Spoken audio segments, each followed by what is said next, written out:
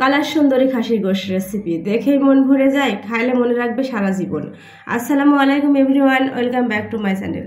প্রতিদিনের মতো চলে আসলাম আমি শিউলি আক্তার শিমু আপনাদের মাঝে। কেমন আছেন আপনারা? আলহামদুলিল্লাহ আমি ভালো আছি। আশা করি আপনারা সব সময় ভালো থাকবেন, এই প্রত্যাশায় আমি আমার ভিডিও শুরু করতেছি। আমি প্রথমে গোশগুলোকে ভিজিয়ে রেখেছিলাম, তারপর পরিষ্কার করে ধুয়ে নিলাম। তারপর চলে আসলাম আমি প্যানে, তারপর এখানে দিয়েছি খাসির গোশগুলি, তারপর দিয়েছি লবণ, হলুদ এবং দিয়ে দিলাম শুকনো ঝালের গুঁড়া, তারপর দিয়ে দিলাম সয়াবিন তেল। আসলে সয়াবিন তেলের তরকারি আমার খেতে ইচ্ছা করে না, কিন্তু আমার বাসায় আজ কয়েকদিন যাবত সরিষার তেল না থাকায় আমি সয়াবিন তেলে রান্না করছি। যারা আমার ভিডিও দেখেন তারা নিশ্চয়ই বুঝতে পারতেছেন যে আমি আজ কয়েকদিন যাবত সয়াবিন তেল ব্যবহার করছি। এর আগে কিন্তু আমি সরিষার তেলই খেতাম। তারপরে তো হাতে ভালো করে মাখিয়ে নিলাম। যত ভালো করে মাখানো হয় রান্নার টেস্ট ততই বাড়ে। আর সুন্দর কালার করার জন্য অবশ্যই ভালো করে কষিয়ে নিতে হবে।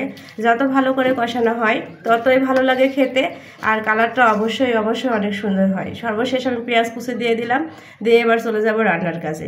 আমি কিছুক্ষণ জ্বালিয়ে নিলাম। গোশের ভিতর থেকে যখন একটু পানি বের হয়ে এসছে তখন দিয়ে দিলাম আমি রসুনগুলি, তারপর দিয়ে দিলাম চর্বিটা দিয়ে এবার হালকা আমি একটু কষিয়ে নিয়ে তারপর কিন্তু উঠিয়ে রাখবো চর্বিগুলোকে, দিয়ে পরে ফোটানোর সময় দিব, নইলে চর্বিগুলো গলে যেতে পারে।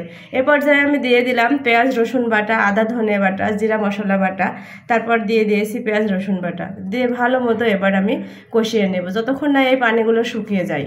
গোশের ভিতর থেকে বের হওয়া পানিগুলো সুন্দর করে শুকিয়ে যখন খয়েরি কালার চলে আসবে তখনই আমার গোশ কষানো রেডি হয়ে যাবে। সে পর্যায়ে আমি ঝোল দিয়ে দেব। এভাবে রান্না করলে অনেক সুন্দর কালার আসে। অনেকেই বলে কিভাবে সুন্দর কালার হয়, আসলে যত ভালো করে কষানো হয় কালারটা তত সুন্দর আসে। দেখতেই পারছেন আমি কত সুন্দর করে কষিয়ে নিয়েছি, একদম খয়েরি রং এসেছে আমার, মানে গোশের তেল বের হয়ে এসছে গোশের ভিতর থেকে। এ পর্যায়ে আমার গোশ কষানো হয়ে এসছে। এভাবে যদি কষিয়ে রান্না করা হয় অবশ্যই কালার সুন্দর হবে।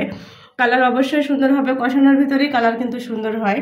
তারপর এক পর্যায়ে যখন আমার কষানো হয়ে এসছে আমি ঝোল দিয়ে দিলাম, দিয়ে আবার ভালো মতো আমি নাড়িয়ে নেব। আর দেখতেই পারতেছেন আমি চর্বিগুলোকে কষিয়ে তুলে রেখেছিলাম, এবার ঝোলের ভিতর দিয়ে দিলাম।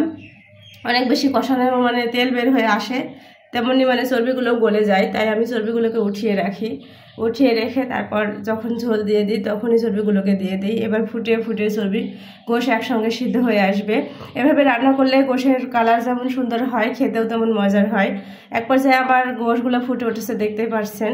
এভাবে রান্না করলে অবশ্যই সুন্দর কালার আসবে, কালার কিন্তু কষানোর ভিতর থাকে। তারপর যখন আমার রান্না হয়ে এসছে এবার আমি দিয়ে দিলাম জিরা গুঁড়া দিলে কিন্তু খয়েরি রং আসে। এই রংটা আমার খুবই দেখতে ভালো লাগে। মানে খয়েরি রং অনেকের ভালো না লাগতে পারে, কিন্তু আমার কাছে অনেক ভালো লাগে। আমি একটু পাতলা ঝোল করেছিলাম, খাসির গোশের আসলে পাতলা ঝোলটাই বেশি ভালো লাগে আমার কাছে। তারপরে তো দেখতেই পারছেন আমার রান্নার ফাইনাল লুক।